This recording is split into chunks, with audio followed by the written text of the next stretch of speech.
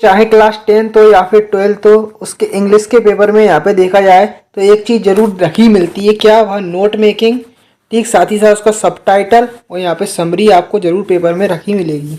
तो यहाँ पर बहुत सारे विद्यार्थियों का कमेंट था कि सर नोट मेकिंग तो हम बना लेते पर सर उसमें से पूरे नंबर कैसे क्या लेके आए। तो आज की इस वीडियो में हम आपको कुछ ऐसे महत्वपूर्ण टॉपिक जो इस वीडियो में बताने वाले हैं जो कि नोट मेकिंग क्रिएट करने में काफ़ी आपको मददगार साबित होंगे। तो यहाँ पर मैं एक चीज़ आपको बता दूं कि कभी कभी पेपरों में केवल जो नोट होते हैं और टाइटल होते हैं वह बनाने को कहते हैं, और किसी किसी पेपर में नोट टाइटल और समरी बनाने को कहते हैं। पर जब समरी पूछी जाती है, समरी लिखने को कहते हैं कि समरी भी लिखो, तो वह 6 नंबर में आता है, जबकि टाइटल और नोट के दोनों यह कहते हैं तो केवल 4 नंबर का आता है। तो यहाँ पर थोड़ा इसी बात को अपन गौर से देखते हैं कि सबसे पहले अपन टाइटल की बात करें तो टाइटल यहाँ पे अगर इस पैसेज को आप बिल्कुल ध्यानपूर्वक देखेंगे तो इसमें जो पोल्यूशन शब्द है वह रिपीटेबल है, यहाँ पे बार बार रिपीट हो रहा है। जरूरी नहीं है कि देखो यहाँ पे कोई चीज़ है वह रिपीट हो रही हो। तो टाइटल कैसे क्या देखेंगे, तो आपको बिल्कुल पैसेज को सीधी सी बात है ध्यानपूर्वक पढ़ना होगा। बाद में आप फिर आखिरकार पता लगा ही लेंगे, जब आप बिल्कुल ध्यानपूर्वक देखेंगे तो इसका टाइटल आप आसानी से पता लगा लेंगे। पर यहाँ पर अगर अपन इस पैसेज की बात करें तो यहाँ पे अगर टाइटल देखें तो इन्वायरमेंट बार बार रिपीट हो रहा है और पोल्यूशन हो रहा है। तो यहाँ पे आप इन्वायरमेंटल पोल्यूशन भी लिख सकते हो, इन्वायरमेंटल पोल्यूशन।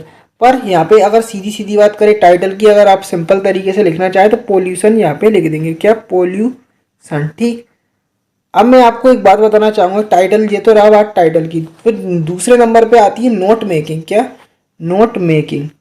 यहाँ पे नोट मेकिंग लिख के आप क्या करेंगे, नोट मेकिंग लिख के ऐसे सीधी लाइन खींच देंगे। अब मैं आपको बिल्कुल बारीकी चीज़ समझाने वाला हूँ। सबसे पहले नोट मेकिंग लिखने के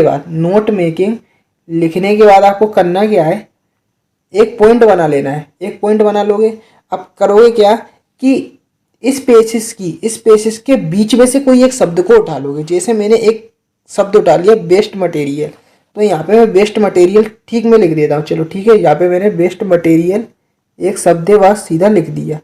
अब यहाँ पे इस वन का 1.1 बनाऊंगा, जैसे अपनी प्रश्नावली होती है 1.1 1.2, ठीक उसी प्रकार से यहाँ पे एक मैंने पॉइंट बना लिया 1.1।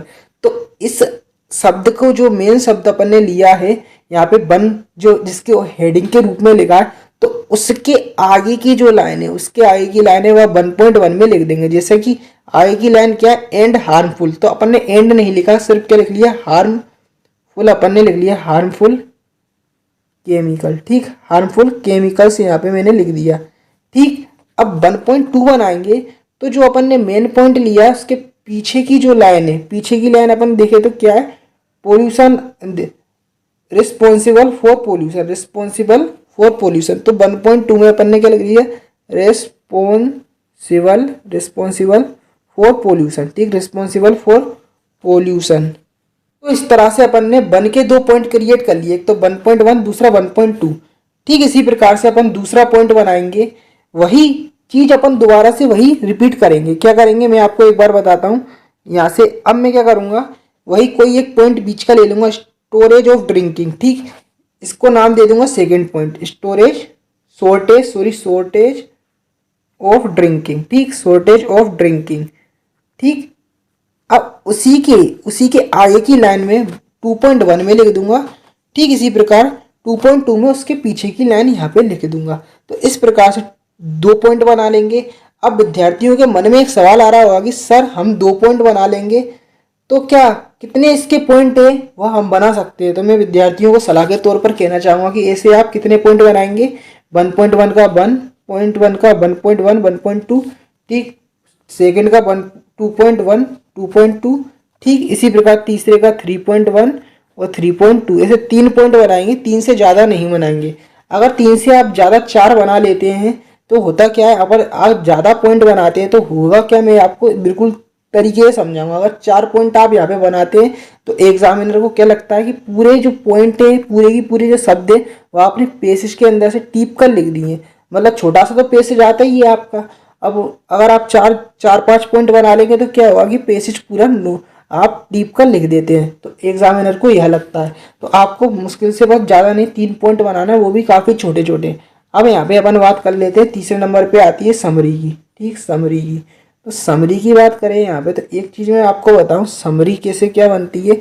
इसके लिए आपको अपनी इंग्लिश पर अच्छी पकड़ होना चाहिए। यदि आपको इंग्लिश पर अच्छी पकड़ है तो क्या होता है कि आपको पहले तो ध्यानपूर्वक पैसेज को पढ़ना होगा, फिर अपनी लैंग्वेज में अपने शब्दों में यहाँ पे उसको शॉर्ट कितनी 3 से 4 लाइन यहाँ पे आपको बना लेनी होती है।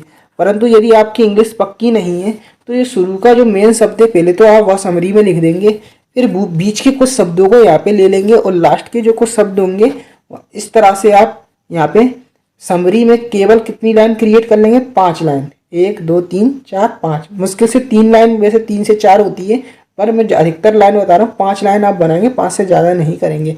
अगर आप समरी ज़्यादा लिखेंगे तो बस एग्जामिनर सीधा समझ जाएगा कि आपने पैसेज पूरा उतारा है। तो मुश्किल से आपको अपनी लैंग्वेज का यूज़ करते हुए ठीक यहाँ पे 5 पॉइंट समरी के क्रिएट कर लेना होंगे। तो इस तरह से यदि आप समरी जैसे मैंने आपको बताई है अगर आप करेंगे तो अंतिम समय में होगा क्या, अंतिम समय में यह होगा, मैं आपको बताऊं कि जो आपकी समरी है नोट मेकिंग है, यदि 4 नंबर की आती है तो उसमें 3 नंबर या फिर 6 नंबर की आती है, 6 में से 5 नंबर यहाँ पे आपको मिल जाएंगे।